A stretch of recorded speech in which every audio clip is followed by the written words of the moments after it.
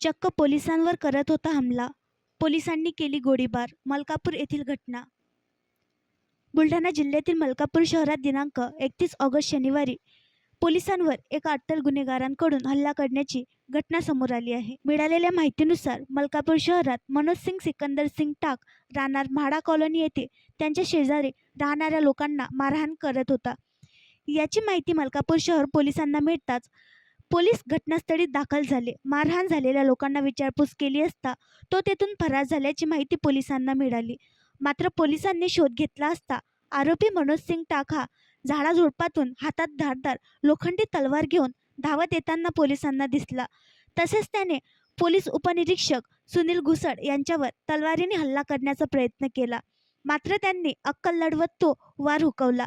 तसेच तो त्या ठिकाणी उपस्थित असलेले पोलीस अधिकारी व अंमलदार यांच्यावर हल्ला करण्यासाठी धावला असता त्यावेळी सहाय्यक पोलीस निरीक्षक वर्गे यांनी सोबत असलेले शस्त्रधारी पोलीस कॉन्स्टेबल शुभम ठाकरे यांना पोलिसांचा जीव वाचवण्यासाठी हवेत फायर करण्याचे आदेश दिले.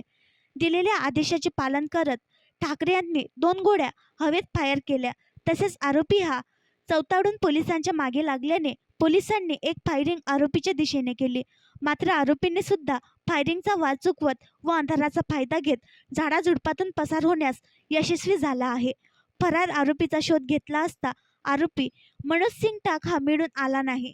आरोपी नामे पोलीस स्टेशन मलकापूर शहर येथील कुख्यात आरोपी असून त्याच्यावर पोलीस स्टेशन मलकापूर शहर येथे मालमत्ता चोरीचे, शरीराविरुद्धचे तसेच शस्त्र अधिनियमन अन्वये बरेच गुन्हे दाखल आहेत. नमूद आरोपी 8 गुन्ह्यांमध्ये पसार झाला असून पोलीस त्याचा शोध घेत आहे. आरोपी मनोज सिंग विरुद्ध 5 ते 6 जिल्ह्यांमध्ये विविध कलमांसह गंभीर स्वरूपाचे गुन्हे दाखल आहेत.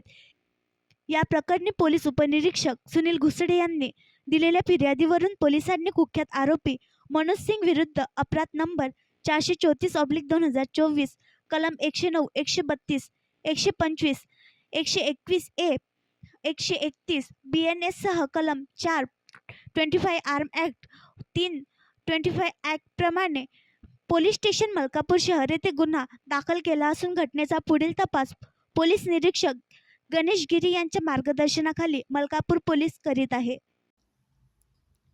आणखी नवीन व्हिडिओ पाहण्यासाठी आमच्या देशमुख एक्सप्रेस न्यूज चॅनलला सबस्क्राईब करा, लाईक करा आणि शेअर करा.